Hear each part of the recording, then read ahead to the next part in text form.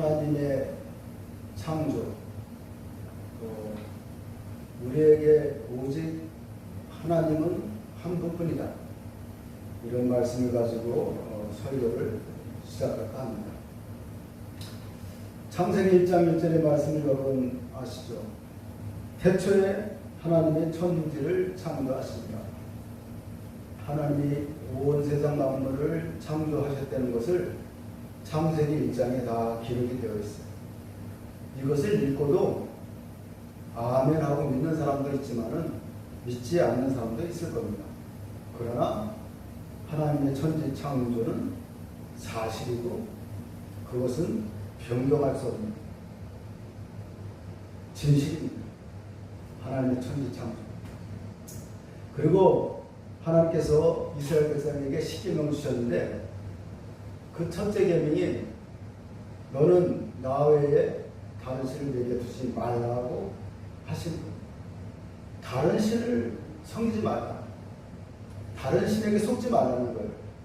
그런데 얼마나 많은 사람들이 다른 신에게 속아서 그 신을 섬기고 절하고 예물을 드립니다.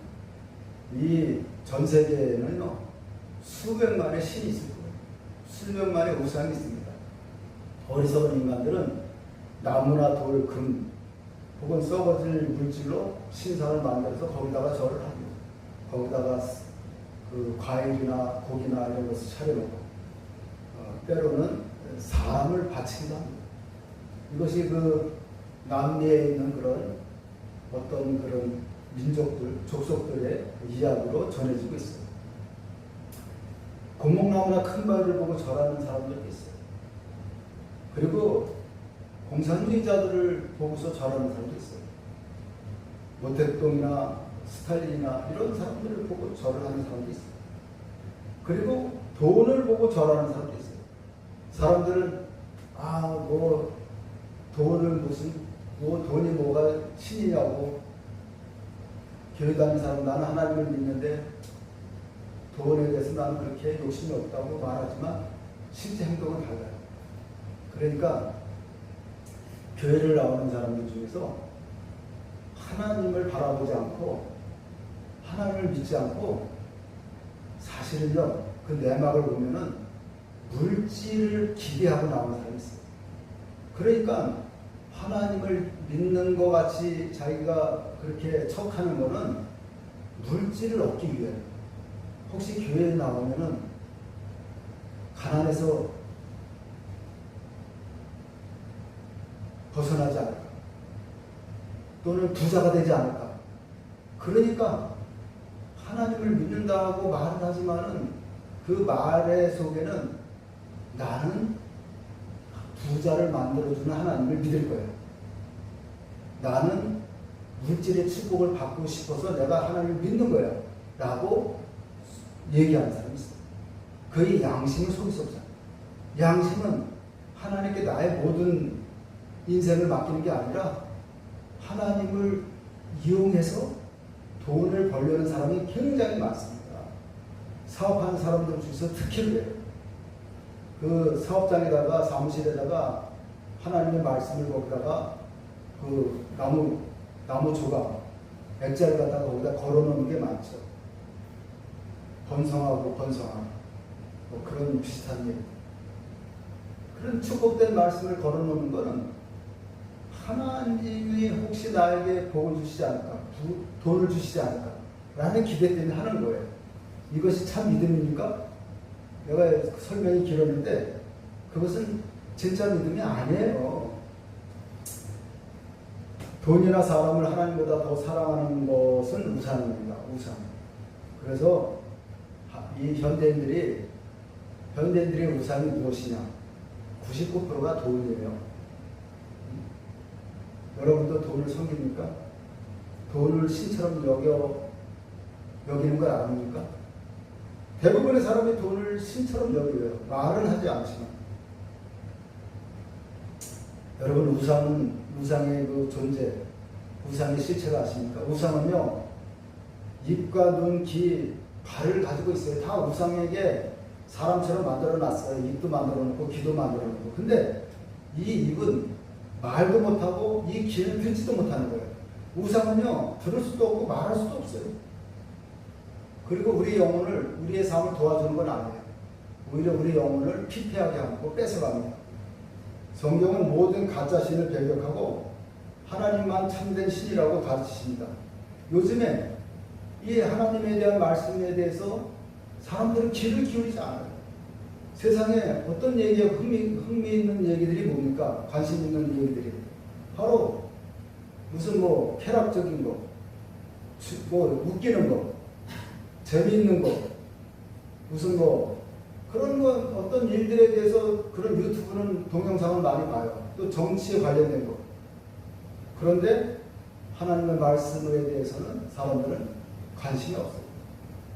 뭐 이런 설교를 동영상에 올려놔도 1, 2분도 안 봅니다. 10분이면 다 보는데 1, 2분도 안 보고 그냥 꺼버리는 경우가 있는 것 같아요. 그래도 괜찮습니다. 하나님께 관심이 없는 사람은 그만큼 세상을 사는 게 쉽지 않습니다. 본인은 모르지만 어려운 일이 닥치면요 어찌할 줄 몰라요. 길을 찾지 못해요. 자, 3절에 너는 나 외에는 다른 신을 내게 두지 말라 그랬어요. 하나님은 어떤 하나님입니까? 하나님은 전지전능하신 분이에요. 세상을 창조하신 하나님이에요. 하나님은 또한 사랑의 하나님이기도 하지만 공의의 하나님이에요.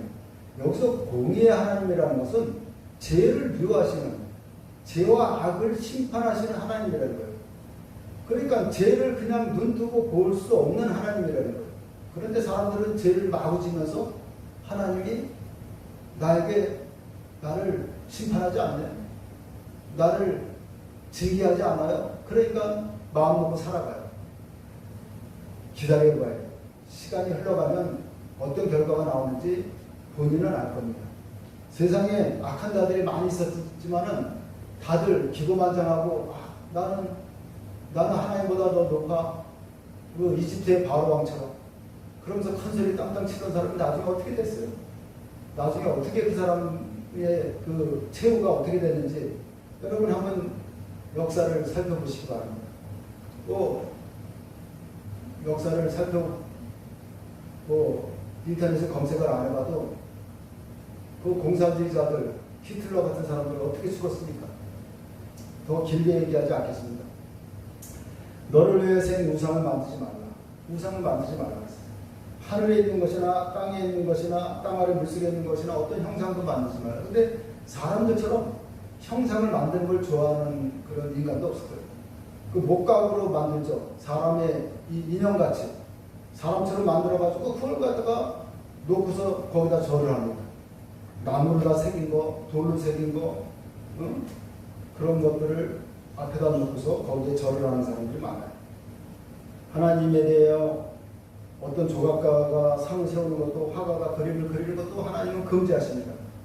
그러니까 카톨릭 성당에서 성화를 그려놓고 많은 그 조각가가 동상을 세워놓는 거 그거 하지 말라는 거예요. 하나님 분명히 성경 말씀에서 출애굽기에서 말씀을 하셨는데도 사람들은 계속해서 우상을 섬기고 있어요. 하나님 우리와 함께 하시지 않는다는 생각이 우상 숭배의 시작입니다. 하나님이 우리와 함께 하십니다. 지금도 함께 하셔요. 여기 이제 이 세상에 살아가다 보면 여러 사람들 만나게 되는데 이 하나님 믿는 일에 대해서 방해하는 사람이 있어요. 그 방해하는 사람들 결과가 좋지 않습니다. 그 인생이 잘 풀리지 않아요. 여러분 그게 뭐 이것이 뭐 이렇게 말씀드리니까 가볍게 흘려버리는 사람도 있는데 흘려버리는 일이 아닙니다. 하나님 일이 진짜 하나님의 일을 방해하는 사람들은 그 마지막에 아니면 그 인생에 불행한 일이 닥치는 거예요. 이거는 뭐 괜히 엄포가 아니고 경고가 아닙니다. 실제로 그런 일이 많이 있었어요. 자, 우리가 왜 하나님을 믿어야 하는가? 요한복음 5장 24절을 보면 내 말을 듣고 또 나 보내신 이를 믿는 자는 영생을 얻었고 심판에 이르지 아니하리니. 그래서 예수님이 하신 말씀이에요. 내 말을 듣고 나 보내신 하나님을 믿는 사람은 영생을 얻는다는 거예요. 영생? 어떻게 영원히 살아요? 거기에 대해서 믿지 않는 사람들이 많아요. 근데 영생이 있다면 어떻게 할 거예요? 당신은 이 세상에 살다가 80, 90 살다가 그걸로 인생이 끝나고 어떤 영원한 꺼지지 않는 불이라든지 지옥에 가 있다면 그거 좋겠어요? 지금 상상해도 그거 두렵지 않으세요? 근데 하나님을 믿는 사람은 영생을 얻는다는 거예요. 영원히 사는 길이 있다는 거예요. 하늘나라에서. 그리고 또 중요한 그런 것은 심판을 받지 않는다는 거예요. 여러분, 사람들이 두려워하는 것은 심판이에요. 어떤 사람이 아주 돈을 많이 벌고 사업에 성공하고 가족들도 자녀들도 두고 행복해요. 근데 그 사람 심판을 받는다 그러면 그거 불안하지 않겠어요? 당신은 사업에 성공하고 돈도 많이 벌었지만 당신이 마지막은 심판이야. 하나님의 그 가혹한 심판을 피할 수 없을 거야. 왜냐하면 돈만 알고 살았기 때문에. 다른 사람을 구제하지 않고 사랑을 베풀지 않고 자기 욕심만 채웠기 때문에 혹독한 심판을 받는다 그러면 그거 무서운 일 아닙니까? 솔직히.